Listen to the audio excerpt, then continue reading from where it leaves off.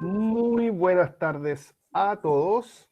Damos inicio ahora a nuestra siguiente entrevista académica. En este caso estamos en la semana número 22, si no me equivoco, de nuestras entrevistas académicas ya en ACAS. Harto tiempo pasado. No son 22 entrevistas, son 22 semanas, que es distinto.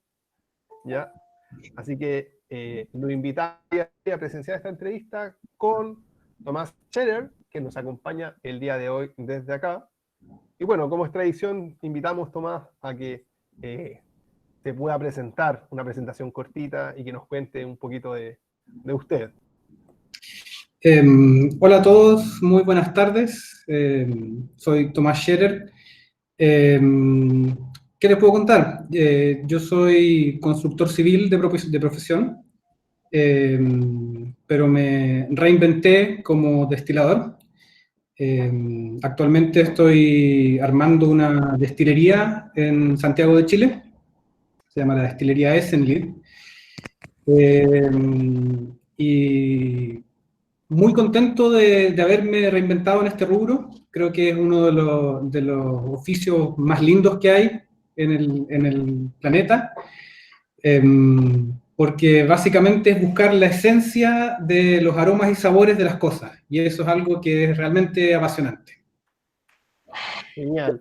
Y cuéntanos un poquito, Tomás, ¿cómo ocurre este tránsito, digamos, de la construcción civil a los fermentados y destilados? ¿En qué momento tú dices, ya sabes que ya no me gustaron la construcción y voy a empezar a investigar y a aprender un poco más digamos, este tema? Yo nunca tuve un interés académico de cómo se hacen los fermentados y destilados. Dentro de todo, siempre tuve un interés como consumidor. Y bueno, cuando salí de la universidad, entré a trabajar a una constructora acá en Santiago de Chile, y recién ahí me di cuenta que parece que me había equivocado con lo que había estudiado.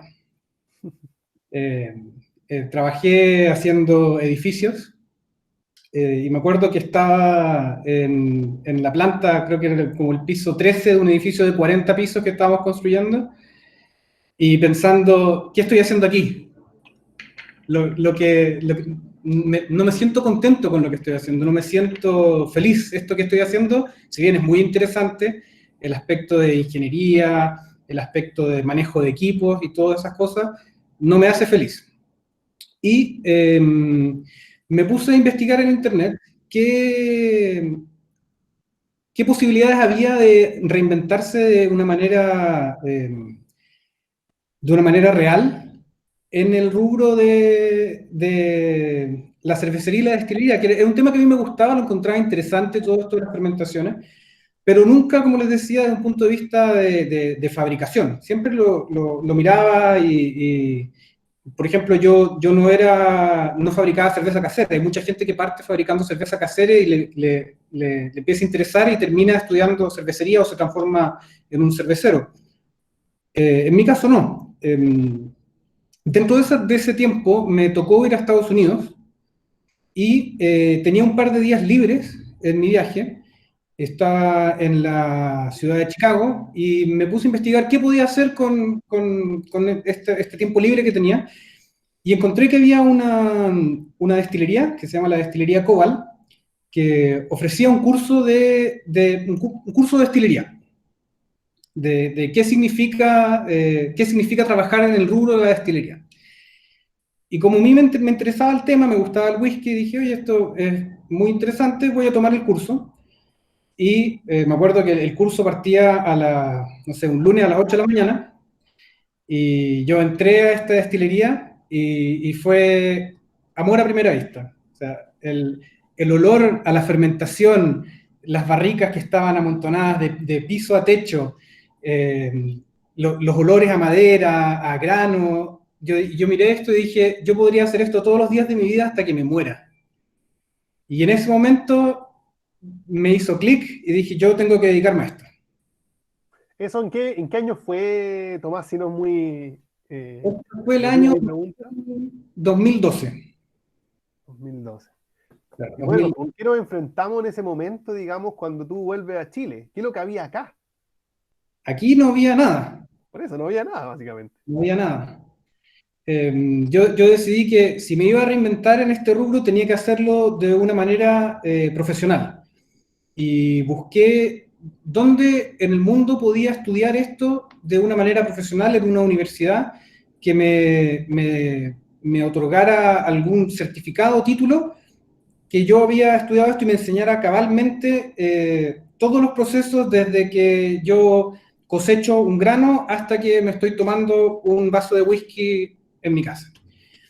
Y encontré la Universidad de Heriot-Watt en Escocia y postulé el año 2014 y quedé y me fui a estudiar a Escocia. Ahora, pregunta al respecto.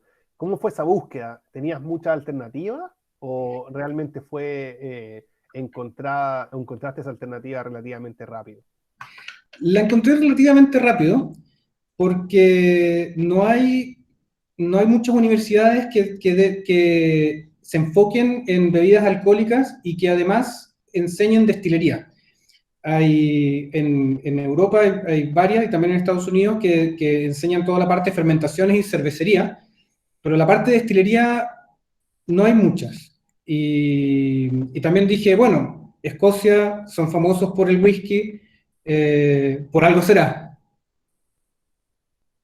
Claro, entonces una excelente alternativa de estudio. Ahora Claro. bien, cuando ya llegaste, digamos, este viaje que me imagino fue el año 2015, ¿no? Sí, sí. 2015 llegaste ya a Escocia. ¿A qué te enfrentas en esta universidad como haciendo el paralelo con lo que uno puede encontrar no solo en Chile, sino que en Sudamérica en general? A ver, de partida, la universidad está en la ciudad de Edimburgo y la ciudad de Edimburgo es una, yo lo veo como una ciudad de fantasía. O sea, la ciudad tiene un castillo en el medio y realmente donde tú vayas es una postal. Es una ciudad realmente muy linda para estudiar allá, para ser un estudiante. Y la universidad es una universidad también que está muy enfocada a los aspectos técnicos de las carreras técnicas de oficio. Entonces, es una universidad multicultural donde uno ve estudiantes de todo el mundo y al tener muchos oficios, la diversidad que hay es impresionante. Tú tienes de gente que está estudiando eh, diseño de vestuario hasta destilería. Para mí, por ejemplo, entrar a una universidad, a una sala de clases que tenía toda una planta de fabricación de cerveza y toda una planta de fabricación de destilados, fue realmente impresionante, porque no son cosas que uno espera ver en una universidad. Eh, Así que eso fue, desde el punto de vista del aspecto técnico de la universidad, muy interesante. Además, también fue muy entretenido y muy interesante encontrarse con que toda la gente que estaba haciendo el curso conmigo era gente que compartía la misma pasión que tenía yo. Entonces, yo diría que lo que aprendí en la universidad y de lo que aprendí de mis compañeros de curso es más o menos similar, porque además tenía compañeros de curso de todo el mundo por ejemplo, uno cuando piensa en destilado no sabe que en la India se producen muchos destilados y de muy diferentes tipos que nosotros no conocemos acá. Entonces tenía varios compañeros indios y el intercambio de información era impresionante. Yo me acuerdo que llevé una botella de pisco y les decía, miren, esto es lo que producimos nosotros en Chile, y ellos no lo conocían, y ellos me mostraron sus whisky, y yo no los conocía, entonces era muy interesante. Claro, es como los ron de Corea y Japón, ¿no? Claro, Que claro. también son un poco menos conocidos. Ahora bien, una pregunta quizás entrando ya en tema. ¿Cómo es la relación en una universidad de tantos años, de tanta, digamos, tradición con respecto a las bebidas alcohólicas? Tú bien sabrás que, por ejemplo, en el caso chileno, en múltiples universidades existen cada vez más restricciones y se va demonizando un poco la relación de los estudiantes con las bebidas alcohólicas. ¿Cómo es en este caso una universidad, cómo se lo toma, digamos, cómo lo, digamos, trabaja con respecto a esta relación entre sus estudiantes y las bebidas alcohólicas? Esa es una pregunta súper interesante, porque en Reino Unido todas las universidades tienen un bar, y ese bar es mantenido por la misma Federación de Estudiantes. Lo atienden estudiantes, los estudiantes cocinan, tú puedes trabajar en el bar, y hay una libertad casi absoluta al respecto. Tú, después de clases, puedes ir al bar de la universidad con tus amigos y tomarte unas cervezas, tomarte unos whisky, y nadie te lo prohíbe. Entonces, eso también hace que la universidad le entregue un poco a los alumnos la responsabilidad sobre el consumo de alcohol. Como que se autorregula. Claro, podríamos hablar que quizá la opción que se está tomando en muchos de los lugares de Sudamérica es más bien paternalista. Acá un provisionismo, más que, digamos, un intentar mantener una relación sana de alcohol con estudiantes. Yo creo que la universidad le quita responsabilidad a los alumnos y asume acá en Chile y Latinoamérica, asume un poco que los alumnos no van a poder autocontrolarse. Siempre, como en todas partes, hay excesos. No te podría decir que nunca vi alumnos tirados borrachos en el bar en Reino Unido, pero es un ecosistema que funciona y también, o sea, el bar en la universidad está abierto hasta la 1 de la mañana, como todos los bares en Reino Unido, y la gente a la 1 de la mañana se va a su casa y nunca vi ningún problema, nunca vi nada malo al respecto. Claro, claro, lo entiendo perfectamente. Bueno, eso nos lleva a tomar este quizás primer tema que es súper importante, quizás antes de que entremos de lleno a la fabricación o detalle al respecto, y en general la responsabilidad sobre la cual recae o el que recae sobre los productores en general de bebidas alcohólicas, quizás, no sé si me equivoque, más aún en productores de destilado respecto al consumo responsable de alcohol. Nosotros sabemos en general que tenemos una responsabilidad, todos aquellos que producimos licores de una u otra manera, pero quizás se hace más palpable en el caso de los destilados. ¿Cuál es tu opinión al respecto y si efectivamente tú ves esa diferencia con los fermentados? Yo opino que nosotros como productores sí tenemos un rol muy importante en el tema del consumo responsable, porque nunca hay que olvidarse que el alcohol es una droga que está controlada y es legal, pero es una droga. Y yo creo que los primeros en promover el consumo responsable tenemos que ser nosotros los productores. Y decir, miren, yo fabrico este producto es muy rico, todos lo disfrutamos, pero este producto en cantidades excesivas es nocivo. Diferenciando los fermentados de los destilados, yo concuerdo contigo que en los destilados se nota un poco más, porque si alguien te dice, me tomé una botella de vino, o me tomé un six-pack de cerveza, no es tan terrible como que te diga, me tomé una botella de vodka, porque el nivel de alcohol es mayor, tienes más concentración de este mismo, entre comillas, agente nocivo, entonces se nota un poco más el exceso, más rápido. Claro, exactamente. Ahora bien, ¿cómo se trabaja o qué piensas tú a nivel comercial ahora pensando? Esta aparente contradicción entre consumo responsable y venta. Porque por un lado a cualquier empresa de licores probablemente le interesa aumentar el consumo, pero al mismo tiempo estamos hablando de un consumo responsable. ¿Cómo se equilibran ambas cosas? Yo creo que no es tan contradictorio predicar el consumo responsable y aumentar y promover el consumo, el aumento del consumo, porque tú puedes aumentar tus clientes y llegar a más gente en vez de hacer que menos gente tome más de tu producto. Sin caer en la visión paternalista que conversábamos hace unos minutos, de que yo crea que si yo no le digo a la gente que no tome en exceso, esa gente va a tomar en exceso. Yo también creo que algo muy bueno es promover la responsabilidad junto con promover tu producto. O sea, tú dices, tú promueves un producto, yo vendo este destilado, eh, que es de muy buena calidad y yo te invito a que tú lo disfrutes, eh, bien, más o menos reducidos como toma menos pero toma mejor.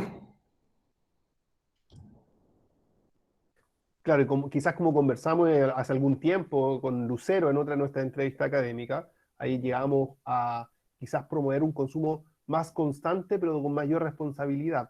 Es Claro. como, amigo, no es necesario que te mande una borrachera el día sábado y te mandes 3 botellas de whisky con 2 amigos y quedes botado. No, esa no es la idea, sino que en realidad uno puede tener una cultura de llegar a la casa tranquilo, disfrutar de un whisky después de un día largo de trabajo y todo bien. Me imagino Y que yo no, creo que lo vas a disfrutar más que esas 3 botellas seguidas el día sábado. que no te vas a acordar de nada más encima, probablemente. Bueno, hablando de esto también de los riesgos y los consumos, ¿qué opinas tú en general de, por ejemplo, los formatos mismos de venta de los productos, de los destilados en general? Uno ve que en general el destilado craft, por ejemplo, no sé si tú estás de acuerdo con esto, es posible de encontrar en general en formatos un poco más pequeños, pero está bastante estandarizado el tamaño en el resto de los destilados y uno encontrándolo casi siempre en una botella de 750 o 1 litro. Eh, Quizás, no sé, como idea personal, avanzar hacia unos formatos más pequeños también es parte de esta promoción del consumo responsable o tú crees que no va por ahí? Yo creo que sí, de hecho, si uno ve lo que han hecho otros países que tienen el desarrollo de destilados craft más avanzados, ellos han levantado un poco las regulaciones de los tamaños de las botellas. Aquí en Chile está muy regulado el tamaño que tú puedes envasar destilados. De hecho, si mal no recuerdo, son 375 ml, 500 y 750. Hay un par de destilerías que están sacando, como tú dices, envases más pequeños. Yo creo que también, aparte de promover un consumo responsable, lo que ellos están haciendo es apelar a una nueva generación de consumidores. Porque todos hemos visto que las nuevas generaciones están consumiendo menos alcohol. E incluso como clientes, hay pocos clientes que se quieren arriesgar con una botella de 750 si no conocen lo que están comprando. Si tú estás comprando un vodka Absolut que lo conoce todo el mundo y todos saben cómo sabe, uno tiende más a arriesgarse a comprar una botella más grande, pero si tú estás comprando un destilado que hace una persona independiente y lo estás comprando por primera vez, yo creo que uno se quiere arriesgar menos y elige un tamaño más pequeño. Yo creo que sería bien interesante en Chile que nosotros siguiéramos esa política y permitiéramos la venta de botellas más chicas. Claro, una botella más pequeña. Ahora hablando quizás en Latinoamérica, yo en general creo que no es un problema solo chileno, ya que al menos eso es lo que se observa en la mayoría de los países, de tener un tamaño, digamos, estandarizado en botellas bastante elevadas, digamos, y que no están pensadas como en un consumo de un solo día. No sé si me Claro, explico bien, es como yo me compro una botella y es poco menos que abrir una botella de 1 litro y es como tengo una botella entera. No y sé, más yo lo grande. veo al menos por ese lado. Ahora bien, hablando ya que tú tocaste el tema del desconocimiento y que podamos seguir ahondando un poco en eso, podemos quizás hablar o referirnos un poco a los riesgos que tiene asociado la destilación antes de seguir quizás conversando lo que la gente más espera que hablemos del destilado mismo. Respecto a algo que nosotros dos hemos discutido en muchas ocasiones o en varias ocasiones, eh, y es que, bueno, con una cerveza, con un vino, con una sidra, con un hidromiel, nosotros no tenemos riesgo de realmente de matar a nadie, ni que pase nada más allá de quizá un simple dolor estomacal. Pero en el caso ya de un destilado nos enfrentamos a una realidad distinta, una realidad diferente, en la cual nosotros tenemos un riesgo real con las personas. ¿Qué podemos referirnos respecto a esto, Tomás? Claro, uno ve por lo menos una vez al mes noticias internacionales de cómo muere gente envenenada por destilados mal hechos. Países que tienen muy desarrollada la destilería independiente, como la India o Brasil o incluso México últimamente, todos los meses hay incidentes en que gente consume productos que o bien están adulterados o están mal hechos. En ese aspecto es muy complejo para la destilería crecer y ofrecer productos cuando tú ves que hay gente que hace exactamente lo mismo y no lo hace bien. Como tú bien dices, si yo fabrico una cerveza y la cerveza está mal hecha o está en mal estado, los consumidores, aparte de tener un mal rato, no va a pasar mucho. Con un destilado es muy complejo porque tú, como bien dices, puedes llegar a matar a alguien si tu producto no está bien hecho o si tu producto no está hecho con el cuidado que debería hacer, porque hay que recordar que uno trabaja con generar alcohol y concentrar alcohol. Uno lo que hace es concentrar un veneno. No solo alcohol etílico, hay alcoholes inferiores, hay alcoholes superiores que se generan en los procesos de fermentación. Y cuando uno habla de destilación, lo que hace es seleccionar y concentrar esos alcoholes. Entonces, cuando uno no selecciona bien esos alcoholes en el proceso de destilación, lo que hace es generar un veneno. Y eso tiene consecuencias. Tiene consecuencias que son reales y muy peligrosas. Porque más allá de también de morir por un envenenamiento por metanol, puedes dejar ciego a mucha gente. Y eso ha pasado una y otra vez. Ahora bien, conociendo este riesgo que es real, Tomás, ¿existen diferencias entre, por ejemplo, realizar una destilación a partir de un sustrato de alcohol obtenido de frutas versus de grano versus de otra fuente, en donde podamos hablar de quizás un riesgo más alto en un caso o un riesgo quizás más bajo, pero no cero en otros casos? Sí, sí. Cuando uno analiza el origen de los alcoholes inferiores, como el metanol, que se produce en una fermentación, la mayor parte de ese metanol tiene su origen en la pectina. La pectina es una molécula que está en la cáscara de las frutas y también está en los granos, pero está muy presente en las cáscaras de las frutas, mucho más presente que los granos. Entonces, una fermentación de una fruta genera mucho más metanol que una fermentación de cebada o de maíz o de centeno.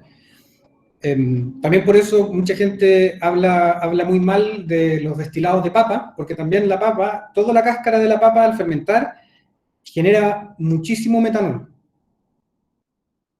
Claro, entonces podríamos hablar en general que, por ejemplo, un destilado, como usted lo quiera llamar, hecho a partir de uva, es un poco más peligroso, digamos, o tiene un potencial de riesgo mayor a aquellos hechos a partir de algún cereal, como la cebada, ¿no?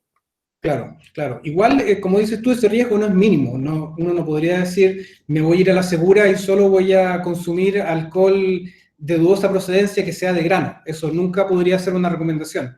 Pero si uno lo ve desde un punto de vista de producción, sí, en la producción es menos el riesgo en destilados de grano que de fruta.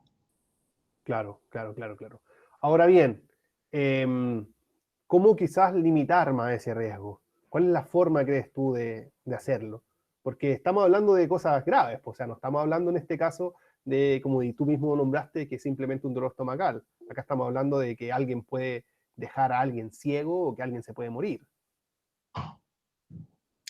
Yo creo que existen dos maneras o sea, hay dos puntos de vista para responder esa pregunta. Uno es del punto de vista del consumidor. O sea, yo como consumidor, ¿cómo puedo evitar el riesgo de morirme o quedarme ciego por una intoxicación de metanol? Es eligiendo productos que yo sé que vienen de lugares que están establecidos. A diferencia de la cerveza, en que yo creo que todos los que trabajamos o la mayoría de los que trabajamos en el rubro del alcohol, nuestra primera aproximación con la fabricación de alcohol fue hacer cerveza en la casa. Uno no puede hacer eso, uno no puede llevar ese ejemplo a la destilación.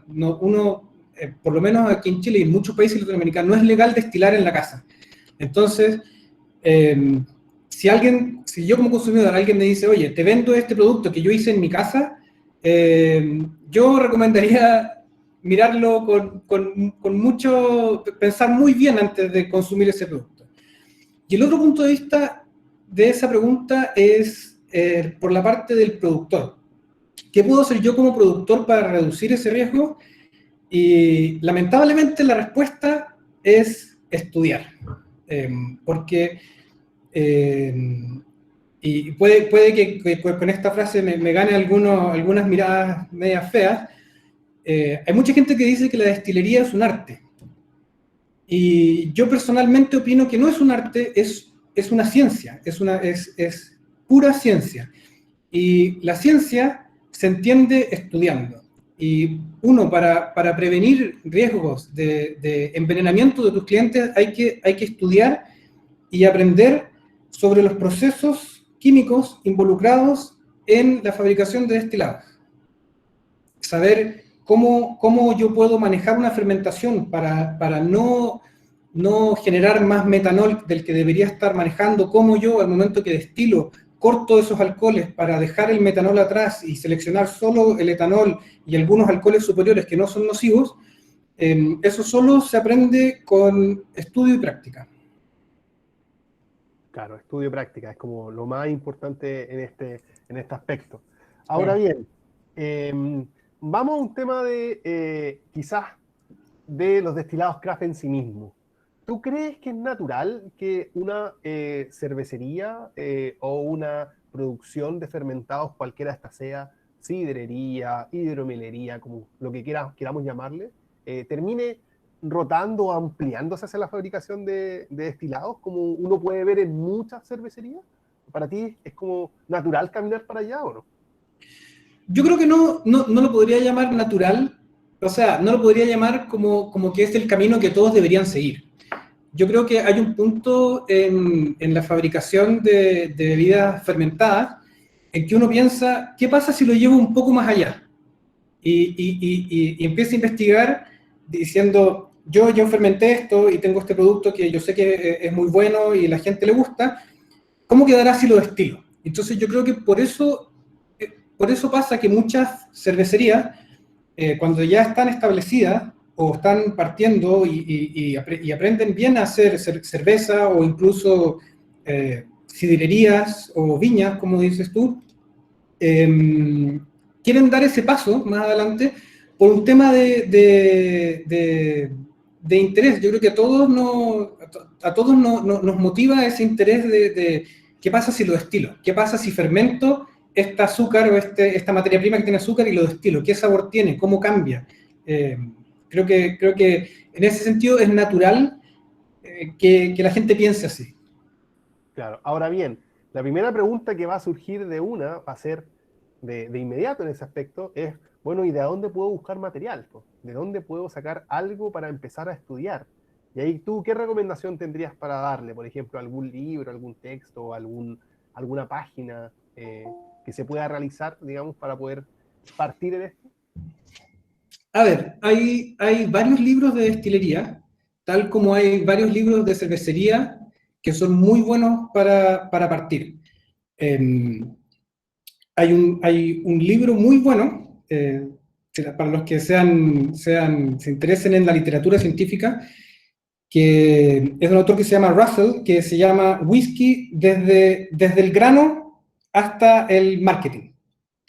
De cómo elaborar un destilado, en este caso whisky, desde una materia prima hasta que yo quiero venderle ese destilado a alguien.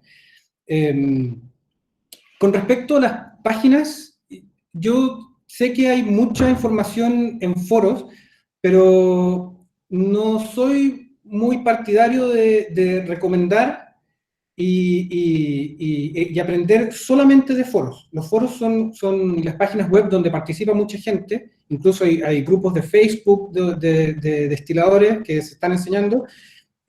Son buenos lugares para ver lo que está haciendo la gente, pero siempre es muy necesario contrarrestar esa información con información de textos científicos que estén probados. Yo he visto, a veces me he horrorizado viendo grupos de Facebook donde veo gente que está destilando con una olla con una tapa plástica y una manguera, y otra gente le pregunta, oye, enséñame a hacerlo, enséñame cómo lo fabricaste, yo también quiero hacerlo en mi casa, porque ¿a quién no le gustaría tener una fábrica de destilado en su casa? Pero como conversábamos hace un rato, no es lo mismo que cuando uno ve a alguien haciendo cerveza y dice, yo quiero aprender a hacer cerveza, porque el riesgo asociado es muy grande, y no solo el riesgo de hacer un producto nocivo, sino nunca hay que olvidarse que cuando uno está destilando, está trabajando con líquidos y gases que son inflamables y explosivos. Entonces, más que tú envenenarte con lo que estás fabricando, también puedes volar tu casa y matar a toda tu familia. Claro. Ahora bien, podríamos hacer una pregunta al respecto ahí también. Como tú nombraste, la primera quizás intención o la primera idea que alguien tiene cuando se le mete, digamos, esta idea de destilar su producto, sea posiblemente simplemente me voy a comprar algún alambique. Y esa es la primera idea que a muchas personas les surge. ¿Tú qué podrías decir al respecto? ¿Cuál es la mejor recomendación que pudiésemos darle al respecto? Porque tal como tú dices, yo he visto desde barriles de cerveza modificados con torre, hasta ollas de cobre modificadas, hasta cosas que uno dice, ¿cómo, de dónde lo sacaron? O, por ejemplo, estas clásicas alternativas chinas de un alambique de cobre, digamos, de distintos tamaños. ¿Qué podríamos recomendarle a la gente al respecto?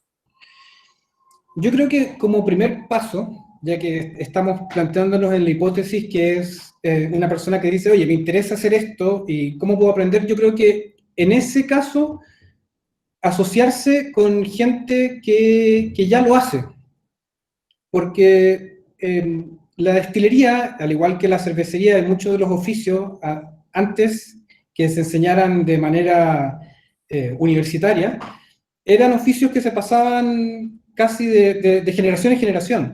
Entonces yo creo que antes de partir y tomar una decisión como voy a comprar un alambique de 500 litros chino o voy a fabricarme un alambique de mi keg, yo creo que lo primero que hay que hacer, uno, es leer lo más posible al respecto y tratar de adquirir experiencia de gente que ya lo ha hecho. Y analizar todas las alternativas, o sea, conversar con gente que tenga el alambique chino, conversar con gente que partió con un alambique hecho en casa y aprendió a cómo minimizar el riesgo de hacer que ese alambique explote y mate a toda su familia, y ya pasó por esa etapa y le pueda enseñar a uno y traspasar ese conocimiento para que uno no tenga que pasar por ese riesgo. Yo la recomendación que le doy a todo el mundo que me pregunta al respecto es estudiar. Estudiar de los libros, estudiar de la gente e informarse lo más posible antes de tomar una decisión. Claro, antes de una, digamos, llegar y comprar simplemente el alambique, sino que tener toda la información. Y quizá ahí lo que uno trabaja siempre es un poco con, digamos, las ganas de las personas de empezar a tener ya de frente su destilado. Es como lo que ocurre con la cerveza. Quizás cuando uno hace la primera cerveza, la pone a fermentar y al otro día se la quiere tomar. Ya quiere que ojalá esté lista lo antes posible para poder probar qué es lo que tenemos en este caso. ¿Ya? Ahora bien, nosotros sabemos que la destilería obviamente conlleva una fermentación, tener un producto ya fermentado y que tenemos distintas fuentes de poder hacer alcoholes. Ahora, tiende a ser muy famoso o muy expandido el uso o la compra de alcoholes ya, digamos, en una graduación muy alta, como alcoholes de cereales a 93, 98, no, 96 grados, para comenzar la destilería. ¿Qué diferencia nosotros podemos observar entre, por ejemplo, partir un destilado hecho a partir de cerveza, digamos, de una baja graduación alcohólica, hecha especialmente para eso, por ejemplo, versus un destilado hecho a partir de la compra ya de alcohol, digamos, de grano, de otro material, digamos. A ver, la redestilación de alcohol se utiliza para generar productos como el gin o destilados de botánicos.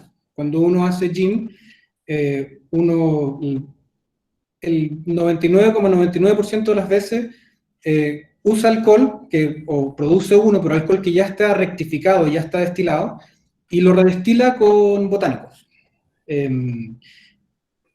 Ese camino es un camino que, para mi gusto, deja mucho afuera de lo entretenido, interesantísimo aspecto de este rubro, que es la fermentación, el manejo de materias primas y el manejo de la fermentación y la elección de levaduras y cómo yo quiero que esta levadura trabaje para generar ciertos aromas que yo después puedo seleccionar y concentrar para llevarlo a un destilado. Yo creo que esa parte es el 50% de lo que uno está fabricando. Porque comprar alcohol y redestilarlo, uno se pierde toda esa parte que le podríamos decir que es como la magia o el alma de la generación de productos alcohólicos. Que yo creo que todos los que estamos metidos en este rubro, que hacemos cerveza o vino o sidra o hidromiel o destilado, yo creo que nadie nunca deja de ver un fermentador que está ebulliendo y se maravilla de esto, este trabajo de que uno pueda capturar una levadura del ambiente o inocular una levadura a un mosto y este mosto está transformando azúcar en alcohol y generando aromas y sabores que yo después voy a usar para mi producto. Yo creo que eso es el alma, es lo que todos estos producciones de bebidas alcohólicas comparten. Entonces yo creo que saltarse ese paso, para mí yo creo que yo no lo podría hacer, por ejemplo. Creo que es algo tan interesante y tan increíble que no me sentiría contento poniendo un producto así en el mercado. Perfecto. Ahora bien, ¿qué podemos decir? Una pregunta quizá un tanto obvia, pero ¿qué podemos decir de la influencia de este fermentado sobre, digamos, el producto final? ¿Ya? ¿Cuán es grande la influencia? Voy a poner un ejemplo. Podemos hacer una cerveza fermentada, digamos, de una manera a una temperatura muy alta, con una producción de alcoholes superiores muy intensa, o pudiésemos tener una cerveza quizás con una fermentación más fina, una temperatura más controlada. Eso, ¿qué influencia real tiene sobre el fermentado que desde ahí se obtenga? Bueno, como hemos dicho durante la entrevista, el proceso de destilación es la selección y concentración de aromas y sabores que ya están presentes en el producto que tú estás destilando. Entonces, por ejemplo, si tú tienes una fermentación que está muy estresada, ya sea por temperatura o por graduación alcohólica, vas a generar un fermentado que es más complejo aromáticamente, es más complejo en sus sabores. Entonces, tú al destilarlo vas a tener mayores opciones de qué aromas y sabores seleccionar y concentrar. Por ejemplo, si yo estuviera buscando generar un producto que va a pasar mucho tiempo en barrica, me gustaría encontrar, o sea, partir con un destilado más complejo, para que esos sabores en la barrica después conversen entre sí y se oxiden y trabajen juntos por el tiempo que yo voy a tener ese destilado en una barrica. Si yo estuviera buscando producir un destilado que no va a estar en barrica que quiero que tenga menos sabor, partiría de un fermentado que ha sido fermentado menor alcohol y que ha estado menos estresado durante su fermentación.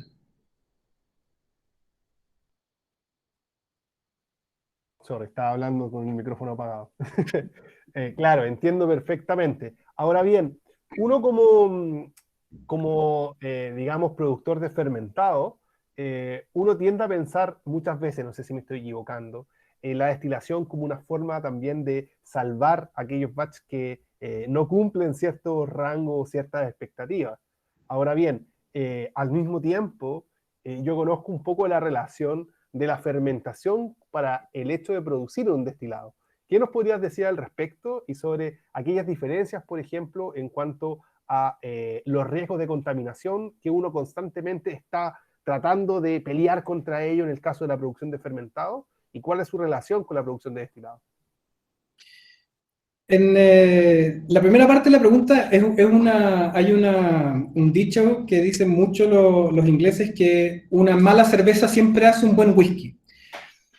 Y eso pasa porque cuando uno fermenta para destilar whisky, uno busca un poco de una fermentación maloláctica al final de la fermentación alcohólica. Eso le da un poco de complejidad al destilado. Sin embargo, por ejemplo, si tú tuvieras tu cerveza infectada con una bacteria que genera ácido acético, ese ácido acético tú lo vas a destilar porque comparte los puntos de ebullición con el agua, son muy parecidos, y no vas a poder separarlo de una manera efectiva y tu destilado va a contener ácido acético. Entonces, pensar que yo puedo tomar todo tipo de cervezas que están en todo tipo de estados o malos estados y generar un producto y salvar mi producto, no siempre es posible. Ahora, uno de los grandes desafíos que tiene destilar cerveza, como por ejemplo destilar muchos lotes de cerveza diferentes, es que uno para generar un destilado de manera correcta como producto, es decir, que cada lote de destilado te quede igual al anterior, porque al final el cliente espera que cuando compra tu botella de whisky o tu botella de vodka, sepa igual que la última vez que la compró. Y eso solo se logra cuando uno tiene la materia prima que está destilando es igual todas las veces. Entonces, si yo genero 10 tipos diferentes de cerveza y hago un whisky con esa cerveza, y al mes siguiente tengo 10 fermentaciones de cerveza diferentes y hago otro whisky, esos van a ser productos diferentes. Y eso puede ser un desafío importante a la hora de poner un producto así en el mercado. Claro, más bien como para, ok, quiero utilizar ese producto esta vez de ese batch, de esa cerveza en particular. Bueno, va a salir un whisky en particular y no el mismo cada vez que usted lo realice. Ahora bien, ¿cuáles son los cuidados en general que la industria tiene para realizar sus fermentaciones pensando en un producto que después van a destilar? ¿Realmente son tantas digamos, los cuidados como los que tendría una cervecería? ¿O el proceso fermentativo en sí mismo tiene otras formas de realizarse? Es curioso porque hay de todo en la industria. Hay destilerías que cuidan sus fermentaciones eh, tanto o más que una cervecería, desinfectando todo y solo usando levaduras que han sido seleccionadas e inoculando sus fermentaciones, sus mostos, siempre con la misma levadura. Y hay destilerías que tienen fermentaciones abiertas, que no inoculan levadura y generan un producto y lo pueden hacer así porque saben muy bien manejar los procesos que vienen después de la fermentación para lograr el producto que quieren lograr. Yo te diría que el estándar de la cervecería, de las destilerías grandes, está entre medio de las dos cosas. Hay cervecerías destilerías que simplemente sanitizan con vapor, por ejemplo, no usan químicos, y que sus fermentadores son de madera, y los sanitizan con vapor para disminuir la probabilidad de una infección más compleja de la que ellos ya están acostumbrados. Por ejemplo, eso es el caso de las destilerías de whisky. Cuando uno va a destilerías que están en lugares menos desarrollados, por ejemplo, las destilerías de ron en Centroamérica, trabajar con caña de azúcar es muy complejo. En esos lugares donde hace tanto calor, tú rompes una caña de azúcar y a los 10 minutos ese jugo ya está fermentando. Entonces, creo que en esos lugares es muy difícil buscar una perfección absoluta en cada fermentación. Entonces, lo que hacen ellos es manejar muy bien sus procesos de destilación y sus procesos de maduración y sus procesos después de mezcla de maduración para lograr un producto constante. Muchas veces nosotros damos por sentado cuando compramos una botella de ron, eh, incluso de los rones que no son de tan buena calidad, hay un trabajo muy grande atrás de una persona que elige las barricas y dice, esta barrica, la barrica número 8 con la barrica número 53, con el 10% de la barrica número 10 van a generar el producto que yo estoy buscando y lo pueden hacer una y otra vez. Entonces, es un proceso que está desde la elección de la materia prima hasta la persona que lo pone en una botella. Todos ellos influyen en que tú puedas elegir ese producto y sea igual una y otra vez. Es el mítico maestro blendeador o el maestro Claro, mezclador, quien claro. es una de las personas claves, digamos, dentro de cualquier fábrica de fermentados, no sea destilado, disculpa. Tal cual. Ahora bien, ¿cómo podríamos definir para aquellos que no conocen esta diferencia entre alcoholes superiores, alcoholes inferiores y el etanol mismo? O que lo que usualmente nosotros conocemos como alcohol de cabeza, alcohol de cola y el corazón. ¿Cómo podríamos explicarle a las personas en términos sencillos qué significan estas cosas? Cuando uno fermenta, la levadura consume el azúcar y genera alcohol y CO2 y ésteres. Los ésteres son los que le dan el sabor al fermentado. Dependiendo de la etapa de la fermentación y del tipo de fermentación que tiene, la levadura genera diferentes tipos de alcohol. Genera alcoholes inferiores, etanol y alcoholes superiores. El término inferior y superior viene del punto de ebullición del alcohol etílico, el etanol. Todos los alcoholes que ebullen a una menor temperatura que el alcohol etílico, que es el corazón, son alcoholes inferiores, y todos los alcoholes y aceites que ebullen a una temperatura mayor que el etanol son alcoholes superiores. Uno siempre va a tener de los tres tipos en una fermentación y en una destilación. Uno puede manejar las fermentaciones, como hemos conversado, para obtener más de uno, menos del otro, y también para hacer más eficiente el proceso, porque al final lo que uno quiere envasar, la mayoría de los casos, la mayoría de los destilados es el corazón. Uno puede incluir ciertos niveles de alcoholes inferiores y superiores dependiendo de lo que va a hacer con ese destilado después, pero si uno en la fermentación genera demasiados alcoholes superiores, ese es alcohol etílico que tú no estás generando. Entonces está, entre comillas, perdiendo producto. Hay casos bien curiosos, por ejemplo, como los destiladores de Cognac y Armagnac en Francia, en que ellos no hacen cortes. Ellos envasan todo el producto, pero hay alcoholes que ellos ponen en barrica por 50 años y saben que en 50 años esos alcoholes superiores ya no van a ser lesivos y esos alcoholes inferiores también. Entonces, ellos no hacen cortes porque, de nuevo, saben manejar muy bien los procesos después de la destilación para lograr el producto que están buscando. Claro, como un arreglo posterior, por así Claro. decirlo, respecto a este producto. Ahora bien, de este mundo gigantesco que nosotros hablamos de los destilados, porque cuando partimos hablando de destilados estamos hablando en general, ¿no? Y tenemos un universo de destilados posibles gigantesco. Ahora, ¿qué división, digamos, podemos hacer respecto a esto? ¿Hay alguna claridad para hacer esta división entre destilados hechos a partir de un material versus de otro material y que tengan características comunes entre sí? La división que se hace más general es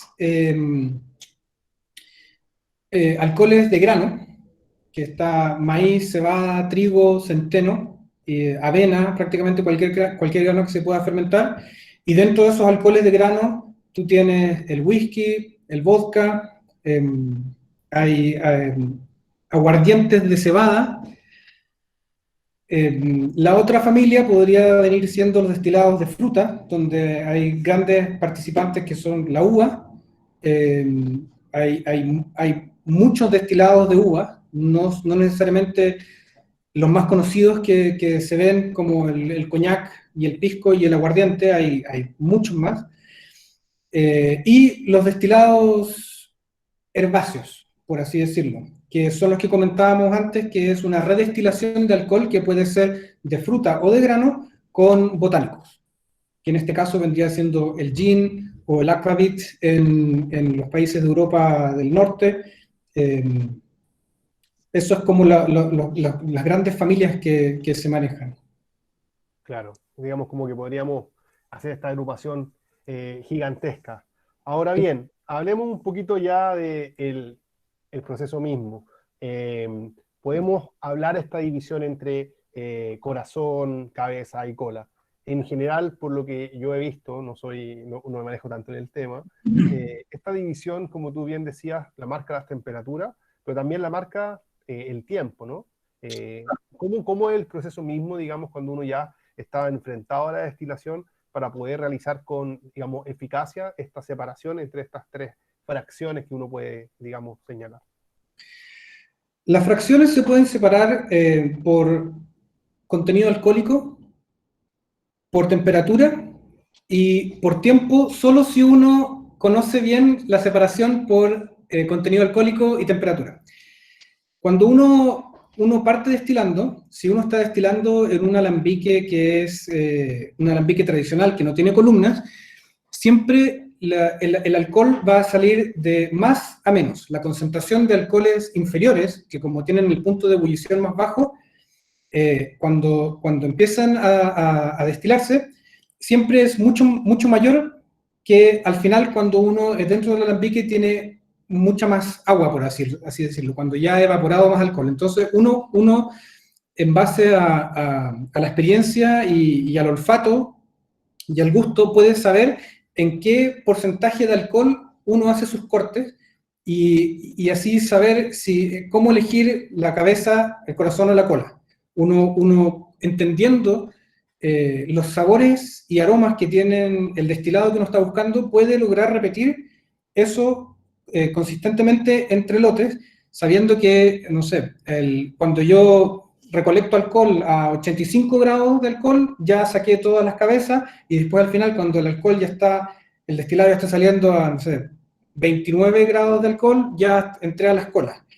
Ahora, como los diferentes alcoholes tienen diferentes puntos de ebullición, uno también puede hacer esa selección por la temperatura que marca el alambique en los diferentes termómetros que puede tener. Y uno sabe que cuando la temperatura llega a 85 grados Celsius, entré a las cabezas. Y cuando esa temperatura llega a los 96 grados Celsius, estoy evaporando alcoholes más pesados, entré a las colas.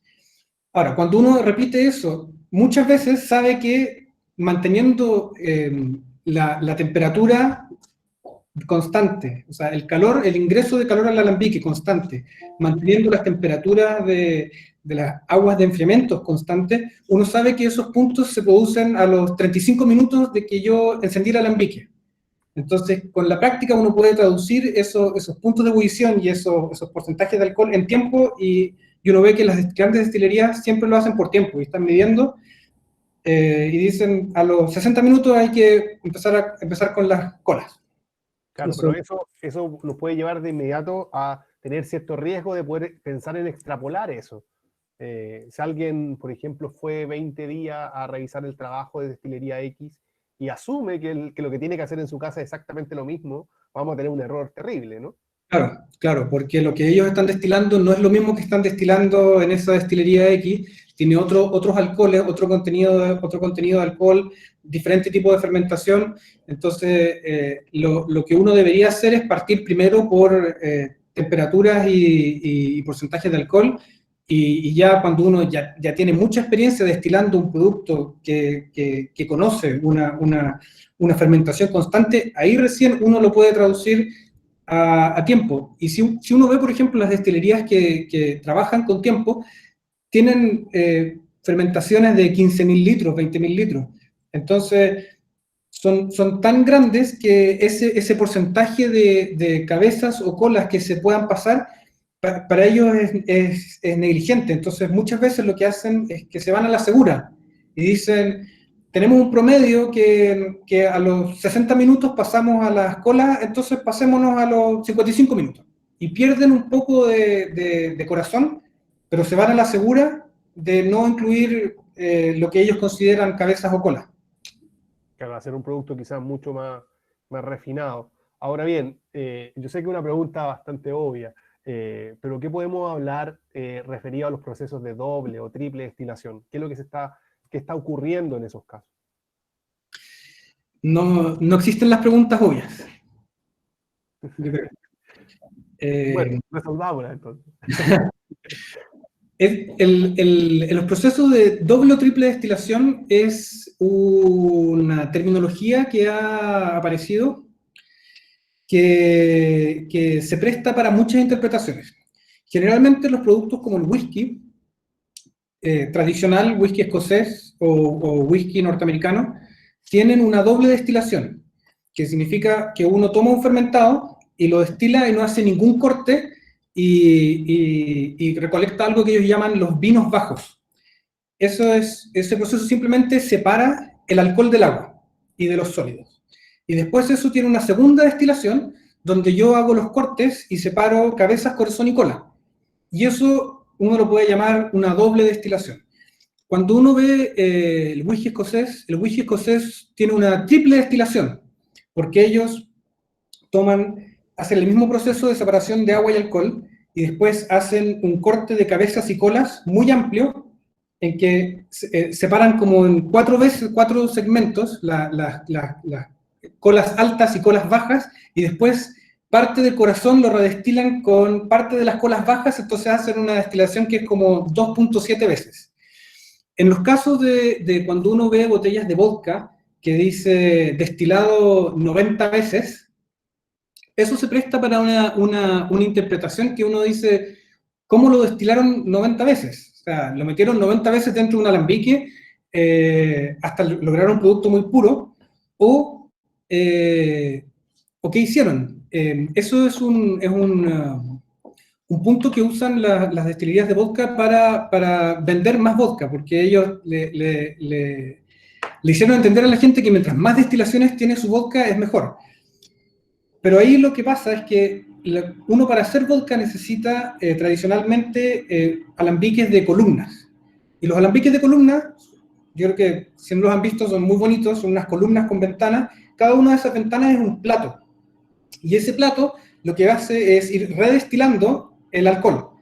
Entonces, cuando una botella te dice destilado 90 veces, puede ser que haya sido destilado una vez en un alambique de 90 platos, o haya sido destilado 90 veces en un alambique sin platos, o con un plato, y eso es algo que se presta para muchas interpretaciones, no todas de ellas muy correctas desde el punto de vista de los productores, creo yo. Claro, lo entiendo perfectamente. Es un tanto complicado como de poder quizás descifrar lo que el productor quiere decirme en su etiqueta. Ese es como el punto quizás más complicado en este aspecto, digamos. Ahora bien, pudiésemos, ya que tú nombraste la destilación de columna, pudiésemos referirnos un poco a los distintos tipos de alambique que uno se puede enfrentar. Quizás hay uno que es el más clásico, el de cobre, que uno puede ver en tamaños pequeños, pero también, como tú nombraste, existen alambiques de columna, y algunos de ellos tienen también detrás de sí ciertos mitos. No sé si son tan mitos, en verdad. Eso de que cuando una destilería se cambia, se lleva parte, digamos, del alambique para mantener el sabor, ¿es tan cierto o no es tan cierto? ¿Y cuál es la diferencia entre estos tipos de alambique? Y ojalá, no sé, pues poder nombrar, digamos, cuántos de ellos existen. Tú sabes que en la destilería de Glenfiddich, en Escocia, cuando estaban instalando el primer alambique, a una de las personas que estaba trabajando se le cayó el martillo y abolló el alambique. Todos los alambiques sucesivos que han usado, el acto final de instalación del nuevo alambique es pegarle un martillazo en exactamente el mismo lugar. Hay algo de cierto en eso, y tiene que ver con un concepto que se llama reflujo. El reflujo es lo que sucede dentro de un alambique, que es el líquido que va cayendo versus el vapor que va subiendo y su interacción. Diferentes formas de alambique tienen diferentes niveles de reflujo. El tradicional de cobre, que en inglés se llama pot still, tiene la mínima cantidad de reflujo de todos los alambiques. ese es un alambique que se usaría para hacer productos no muy refinados. No me gusta mucho esa palabra porque no quiero que se interprete como que esos productos no son finos, pero son productos que no necesitan mucho reflujo para ser fabricados, como por ejemplo el whisky, el pisco en Chile, el coñac, aguardiente, el ron.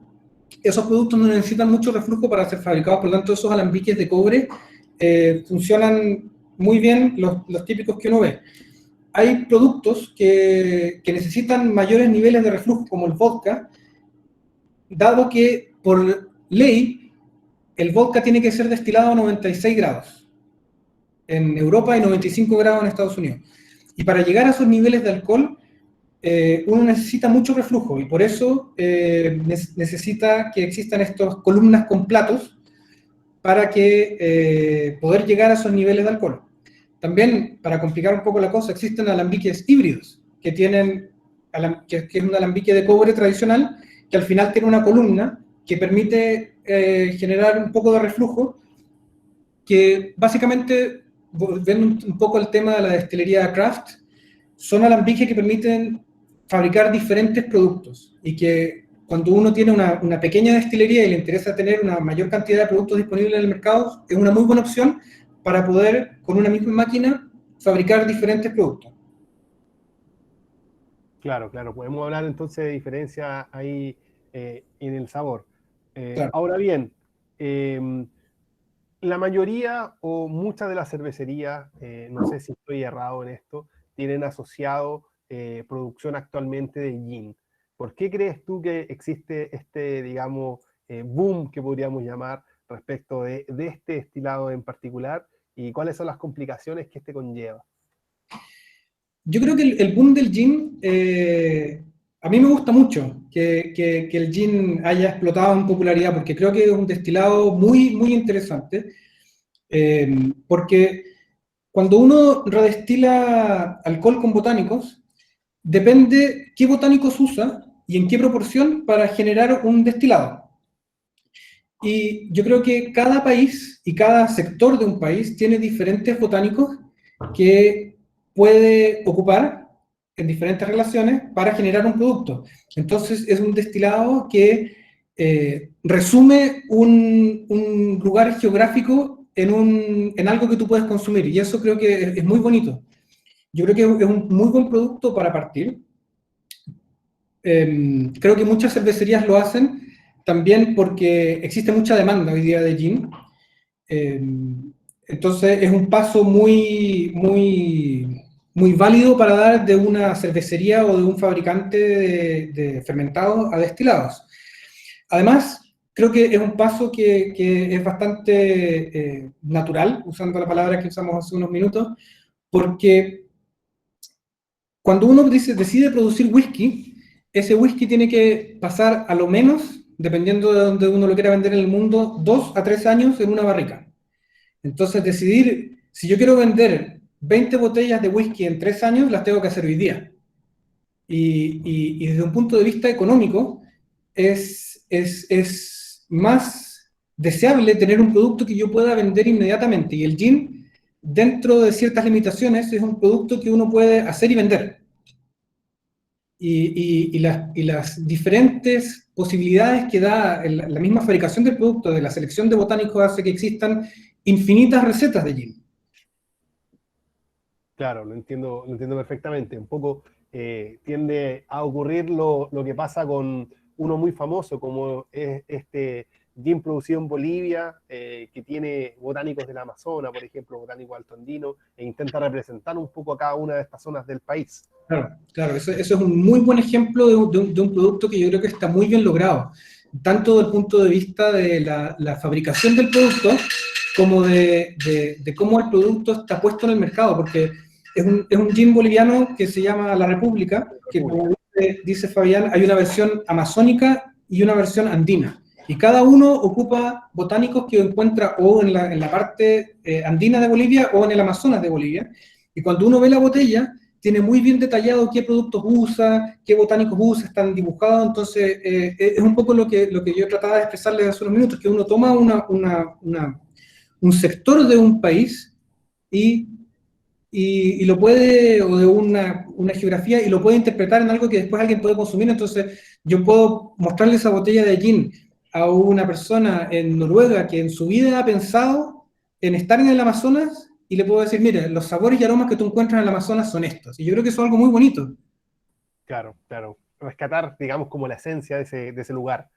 Claro. Ahora bien, llevándote a otro tema, Tomás, ¿qué podemos referirnos respecto del servicio de los destilados?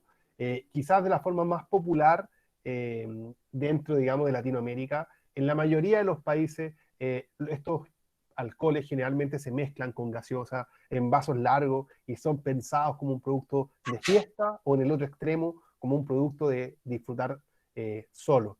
¿Cómo crees tú que podemos caminar hacia una cultura en la cual podamos apreciar y servir un destilado, digamos, de una manera, no sé si llamarla más auténtica, o de una manera que respete más el origen mismo del destilado y lo que el destilador quería hacer con ese producto? Yo creo que esa es una, entre comillas, un arma de doble filo, porque, eh, como bien dices tú, hay posiciones muy extremistas sobre el consumo de destilados. Yo creo que no hay una mala manera de consumir un destilado, porque hay gente que le gusta el whisky solo, y hay gente que le gusta el whisky con Coca-Cola, y yo creo que decir que uno de esos está mal, no, nadie tiene esa facultad. Nadie tiene la facultad de decirte que lo que tú disfrutas está mal, si no estás dañando a nadie. Eh, yo creo que cuando uno elabora una receta y elabora un destilado, uno siempre tiene una desviación como productor de generar un producto que una persona pueda disfrutar de manera independiente, como a mí, si yo hiciera un whisky, cuando yo genero ese producto, yo genero esa receta y diseño los procesos para generar ese destilado, me gustaría que todos esos procesos se sintieran cuando alguien lo está probando. Pero también uno tiene que pensar en el cliente, uno tiene que pensar en cómo el cliente se lo va a tomar, y eso es donde entra el arma de doble filo, porque yo puedo hacer un gin espectacular con botánicos que fui a buscar a la punta del Everest, pero si la persona que se lo va a tomar le va a echar un agua tónica que compró debajo de un puente, mi producto inmediatamente está arruinado. Entonces, yo creo que es tarea del productor, entre comillas, educar al consumidor de cómo ese producto que uno está generando debería ser disfrutado, como sugerencia, porque también cuando uno genera un producto tiene que pensar cómo esa persona que lo va a comprar se lo va a tomar. Eh, hay un caso muy divertido de el absenta. El absenta es un producto francés y suizo que se embotella a 75 grados de alcohol. Y yo creo que si un productor no educa al consumidor y le dice, oye, tú tienes que echarle agua a esto para tomártelo, a nadie le va a gustar, porque no creo que haya nadie que disfrute tomar un destilado de 75 grados de alcohol.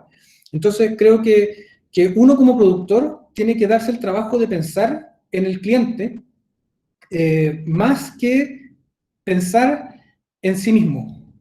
Porque al final uno está haciendo un producto que una persona va a disfrutar, y yo tengo el deber de decirle a esa persona, yo creo que para que tú disfrutes más este producto deberías tomártelo así. Ahora, si tú quieres ir y echarle Coca-Cola, bienvenido. Pero nosotros deberíamos darles opción de que ellos conozcan en lo que uno estaba pensando cuando generó ese producto. Claro, claro. Ahora, hablando quizás lo último, o refiriéndome a lo último que tú nombraste, eh, en parte de enseñar en cómo la gente lo consume, también tiene mucha influencia el recipiente en el cual ellos lo beben.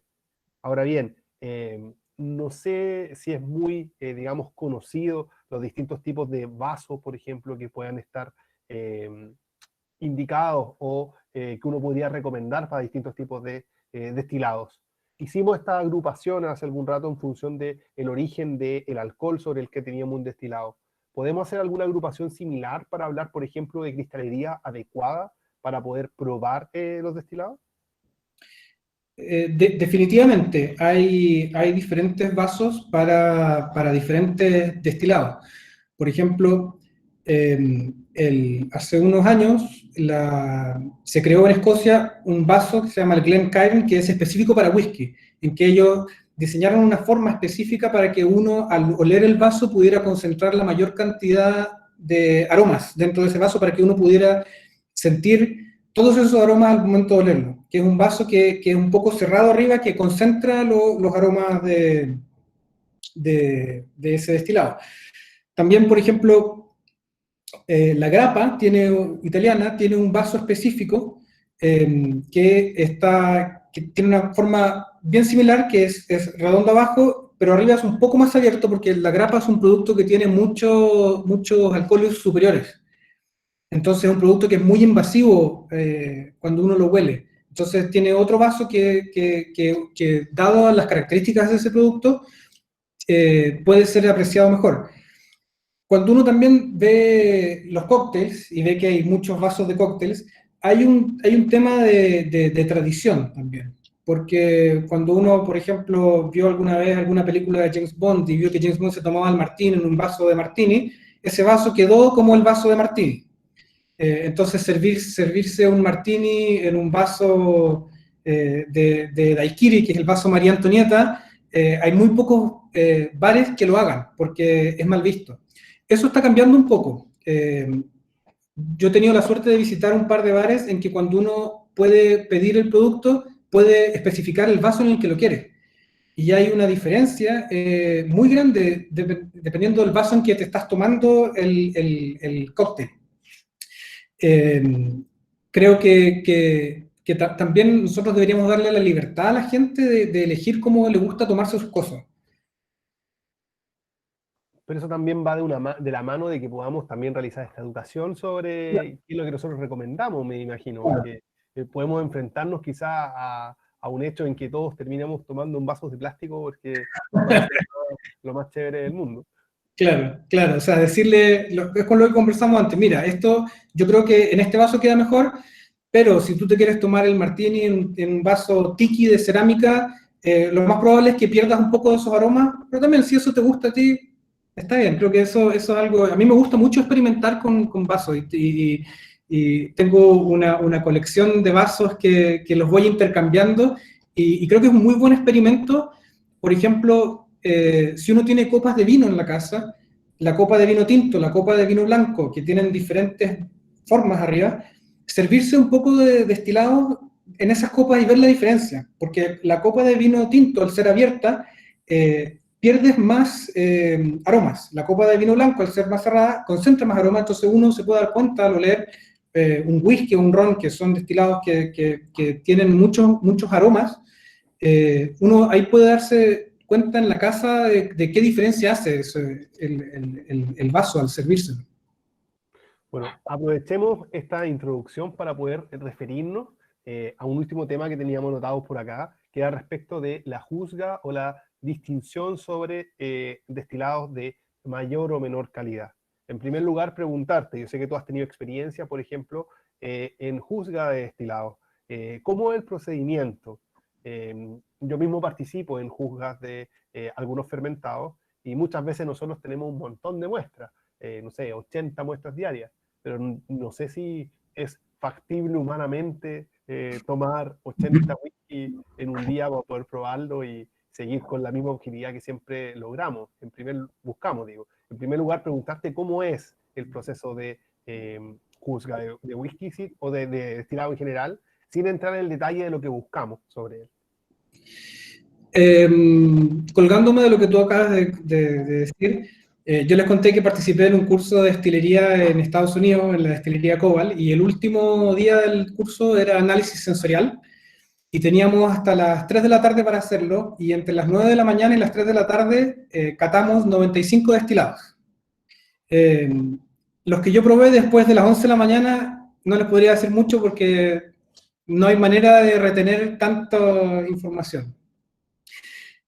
Cuando uno cata destilados, siempre tiene ese problema, que el destilado, al tener tanto contenido alcohólico, a diferencia de un fermentado, cuando uno lo huele, cuando uno repite muchas veces oler el destilado,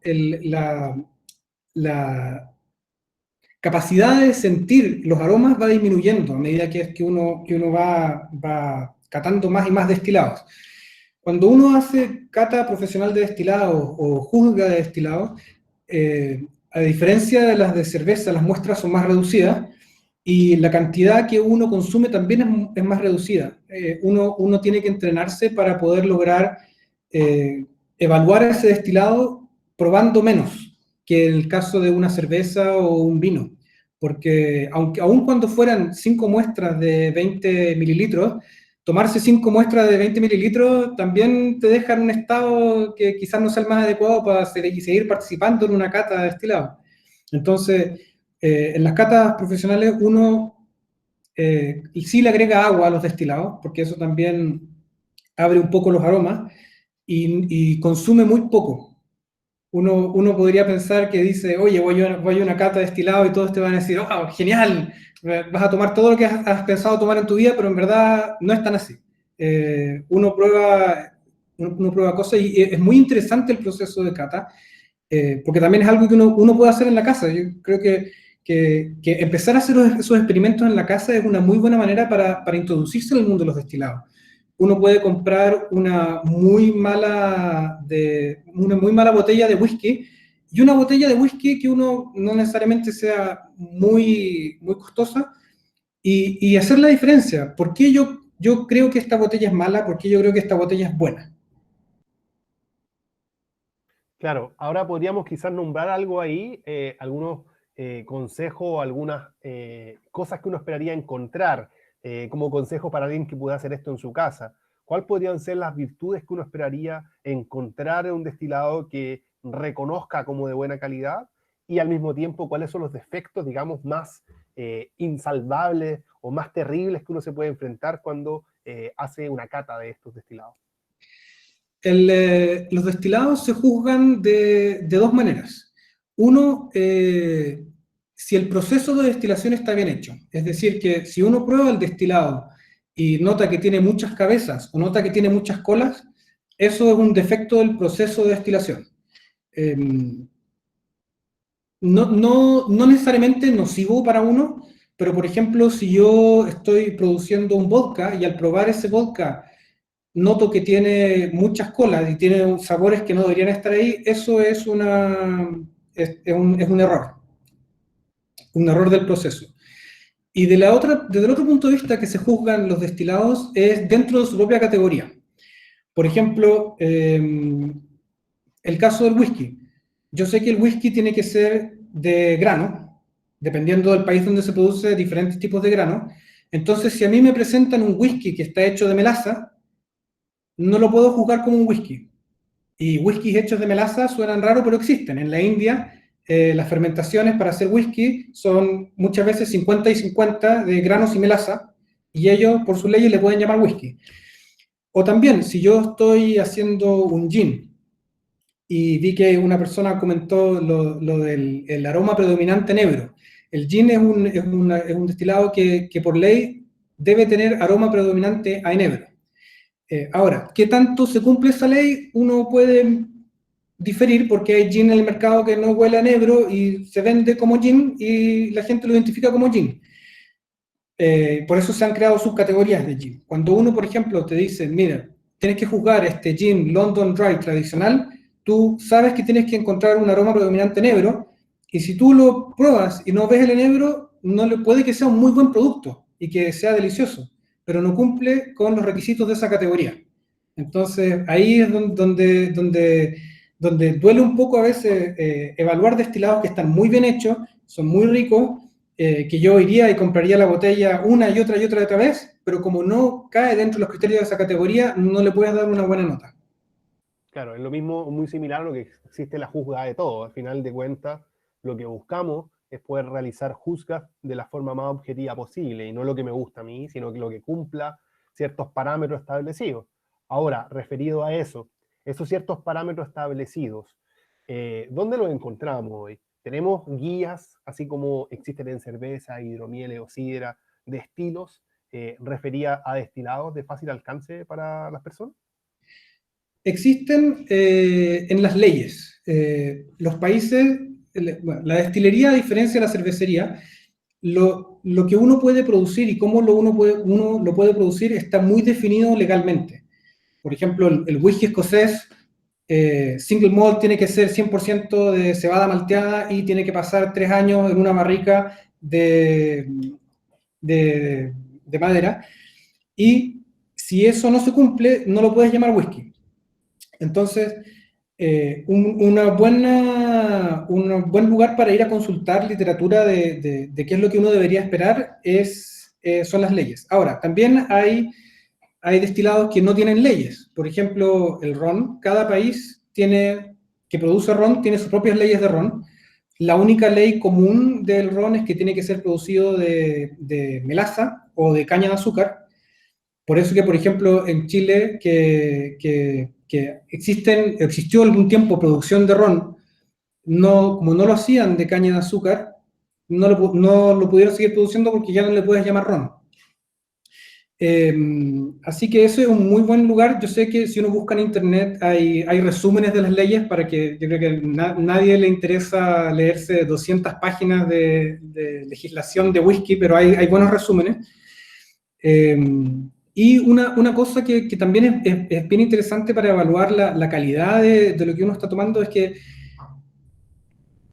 yo opino que cuando uno hace algo para producir un destilado y lo hace público en la botella, por ejemplo, este destilado fue añejado 55 años en barricas de eucalipto, si yo al probarlo no puedo sentir el eucalipto, ¿para qué lo hicieron? Claro. Intentar buscar lo que expresaba, claro, que decía tener. Claro. Perfecto. Y quizás para poder ir concluyendo esta entrevista, ¿qué pudiésemos recomendarle a aquellos productores actualmente fermentados, quizás como un resumen, y que quieran empezar a experimentar y ampliar su horizonte a la creación de destilados? ¿Cuál crees tú que podría ser la recomendación más importante que pudiésemos darle para que empiecen a ahondar en este bonito mundo ya de los destilados? Yo creo que si me tocara a mí, yo buscaría un curso accesible para dar un primer paso a este mundo. Hacer cerveza o hacer fermentado es muy diferente a hacer destilado, tanto desde un punto de vista económico como desde un punto de vista organoléptico.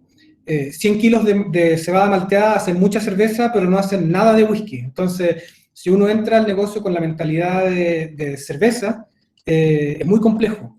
Yo lo que quería sería buscar cursos. Hoy en día, gracias a la pandemia, que algo hay que agradecerle, hay mucha disponibilidad de cursos introductorios de destilados.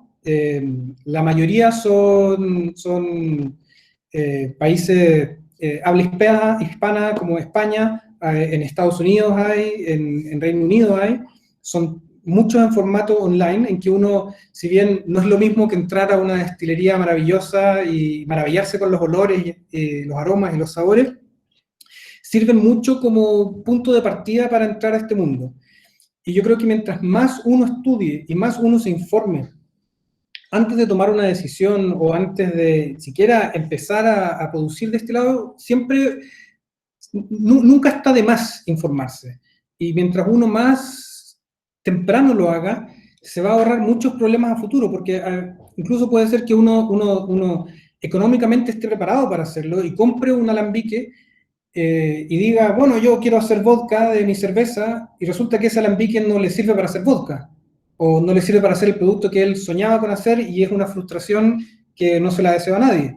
Entonces, creo que informarse y partir igual que como cuando partieron en cerveza, que es traduciendo ese interés en los fermentados en un interés por la información. ¿Cómo se hace bien? ¿Qué es lo que tengo que hacer? ¿Qué es lo que tengo que estudiar? ¿Qué materias tengo que desarrollar para poder entender bien qué es lo que estoy haciendo? Porque no es cosa de poner un fermentado en un alambique y apretar on y el alambique va a ser whisky. No, hay mucha información, por medio de que uno, si quiere hacer un buen producto, tiene que entender cómo funciona ese alambique y qué es lo que está haciendo por mí. Claro, excelentes consejos. Ahora, ¿qué pudiésemos decir a aquel que no lo ve de una manera comercial? También tenemos en cervecería un montón de personas, también en la hidromelería, también en la sidrería, que lo hacen simplemente como un hobby en su casa va a poder, digamos, pasarla bien. Eh, Quizás tú lo recomendarías como seguir explorando hacia allá para aquellas personas que ya están inmersos en estos hobbies de los fermentados. Yo creo que el consejo es el mismo que es informarse. O sea, si ustedes tienen ese interés que en mi caso explotó en mí, partan por informarse, hacer cursos, obtener literatura al respecto, tratar de empaparse de la experiencia de gente que ya ha pasado por lo mismo. Y si están de acuerdo y se sienten seguros, definitivamente explorarlo, porque como les decía al principio, es un oficio muy bonito el de la destilería. Eh, Así que creo que es algo que si les interesa, deberían perseguirlo usando los conductos regulares. Perfecto. Bueno, Tomás, para ir cerrando nuestra entrevista del día de hoy, vamos a responder un par de preguntas que han ido surgiendo en el chat. Sé que tenemos acumuladas ahí varias preguntas e invitamos a la gente que si tiene preguntas también las pueda realizar por el chat en este momento. ¿Ya? En primer lugar, preguntaban en cuanto a la caña de azúcar, ¿cuál es su contenido de metanol? ¿Es muy alto, muy bajo? ¿Qué podríamos decir al respecto? La caña de azúcar, o sea, siempre todos los fermentados tienen metanol. La caña de azúcar, dependiendo cómo uno la fermente, es cuánto metanol tiene. De manera comparativa, va a tener menos metanol que una papa fermentada, pero sí va a generar metanol si uno la fermenta de manera inadecuada o si incluye muchas fibras de la caña de azúcar en la fermentación. Perfecto, perfecto. Ahora bien, por acá preguntaban algo bien, digamos, orientado hacia la cerveza. Si has tenido experiencia y si has podido experimentar con diferencia entre un destilado obtenido a partir de una cerveza hecha con maltas claras versus una cerveza hecha con maltas más oscuras. Sí, definitivamente. La cerveza con maltas más oscuras, debido a que tiene menos contenido de carbohidratos fermentables, siempre va a tener un contenido alcohólico menor. O sea, va a ser menos eficiente al momento de pensar hacer un destilado de maltas oscuras. Y muchos de los sabores de las maltas más oscuras, igual que de las maltas más claras que uno elige al hacer cerveza, muchos de esos sabores y aromas se traducen en el destilado. Por ejemplo, un whisky hecho con maltas más oscuras va a tener más notas a caramelo, chocolate, incluso café. Va a tener notas más tostadas que uno hecho solo con maltas claras. Claro, perfecto, perfecto. Por acá pregunta Pablo, ¿cómo se controlan en general las reacciones de Fischer en la maduración? Pregunta más al hueso esa. Pregunta más al hueso. Es muy difícil controlar los procesos de maduración porque una vez que uno pone el destilado dentro del alambique, o sea, perdón, dentro de la barrica, más allá de controlar la temperatura y la humedad, es muy poco lo que uno puede hacer. Puede que siempre cuando uno disminuye las temperaturas, hay en general menos reacciones. Las reacciones son más lentas. Entonces, específicamente a lo que él está preguntando, controlar la temperatura de la maduración, no conozco una respuesta específica para decirle tienes que hacer exactamente esto, así que prefiero no entrar a inventar una respuesta. Perfecto, muchas gracias. Por ahí Roberto preguntaba si tú conoces el nombre de del destilado hecho a partir de hidromiel. Si tiene algún nombre específico o... No tiene un nombre específico que yo conozca. Hay pocas destilerías que lo hacen porque económicamente no es muy viable, porque la miel es muy costosa en todo el mundo y como lo que decíamos antes, que 100 kilos de cebada hacen mucha cerveza pero no hacen mucho whisky, 100 kilos de miel hacen bastante hidromiel pero no hacen nada de destilado, entonces hay poca gente que está explorando En mi caso personal, yo he destilado hidromiel y queda muy, muy sabrosa. Ahora, económicamente es un desastre. Un desastre económico. Perfecto. Y por último, para que vayamos cerrando, por acá dice, ¿cómo sabes si tiene muchas cabezas o cola al momento de catarlo? ¿Sabor específico de la cabeza, sabor específico de la cola quizás?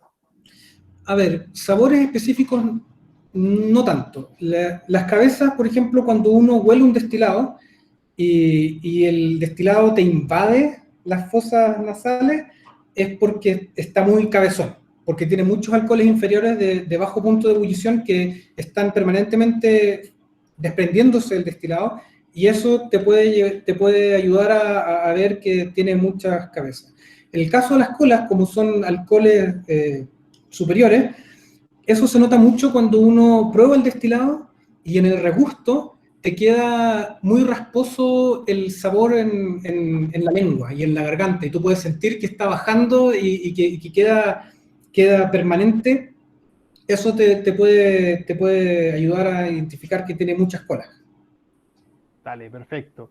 Por último, ahí Roberto preguntaba qué estás destilando ahora, que nos puedas contar un poquito de tus proyectos actuales. A ver, como les conté, yo estoy montando una destilería que se llama la destilería Essenlied.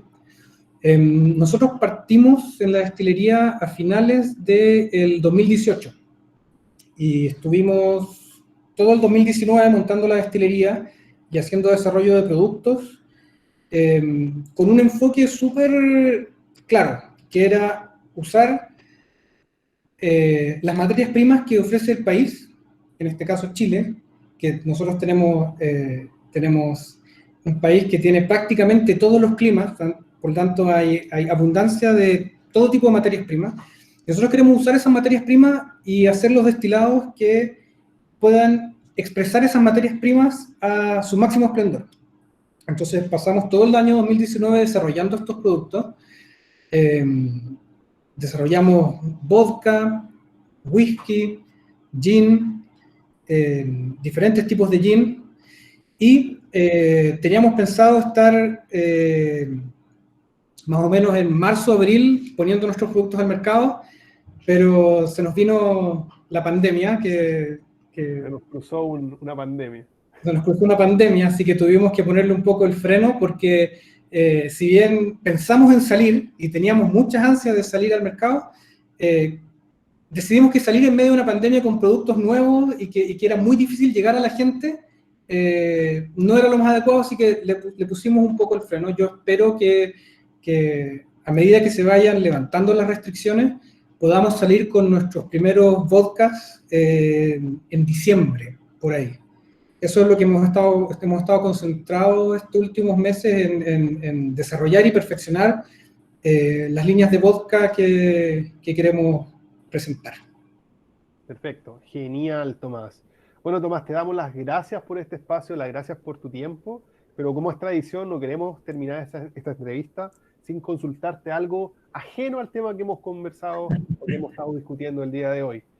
Nosotros sabemos por tus gustos por los quesos. Por los quesos, ¿ya? Así que queremos que nos dé una recomendación para poder quizás hacer este maridaje de whiskies y quesos. ¿Qué nos podríamos decir al respecto? A ver, yo no sé dónde se enteraron que me gustan los quesos. También he hecho un par de cursos de queso, es algo que me apasiona mucho, igual que el tema de la destilería, porque la fermentación láctea es muy parecida a la fermentación alcohólica. Entonces, uno puede, ocupando estos cultivos lácticos, generar un producto que no tiene nada que ver con la materia prima. En términos del maridaje, uno tiene que pensar que, por ejemplo, si va a consumir un queso que tiene muy poco sabor, no lo puede invadir con un destilado que tiene muchísimo sabor.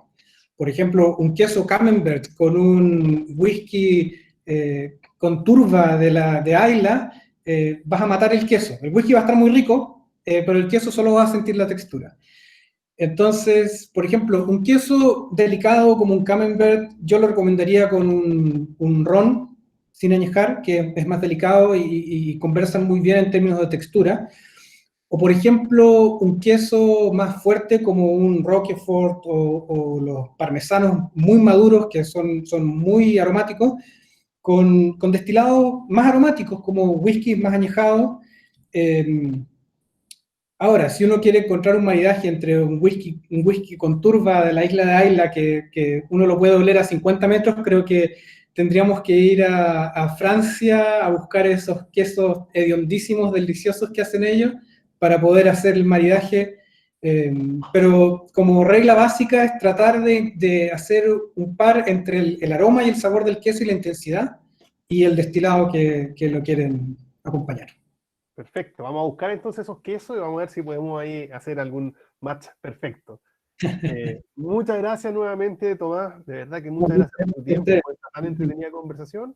Y nada, pues, muchas gracias también a toda la gente que nos estuvo acompañando el día de hoy. Y como siempre, lo invitamos a seguir atentos a todas las entrevistas académicas que estamos realizando. La próxima semana tenemos también nuevamente un invitado de lujo. Nos acompaña el gran Peter Bouckaert, ya muy famoso. Peter fue el maestro cervecero de Rodenbach en Bélgica, posteriormente se movió a Estados Unidos y fue por más de 20 años el maestro cervecero de la gran cervecería New Belgium, y actualmente él tiene su propio proyecto que es Purpose Brewing. Así que desde ya invitados para la próxima semana a participar de esta charla junto con Peter Bouckaert. Así que nuevamente, Tomás, muchísimas gracias, un gran abrazo, gracias por tu tiempo, gracias por compartir tu conocimiento, y también invitado para la próxima semana, igual que todo. ¿Ya? Definitivamente, muchas gracias a todos por participar y muchas gracias por la invitación. Nos estamos viendo, Tomás. Muchas gracias. Buenas noches.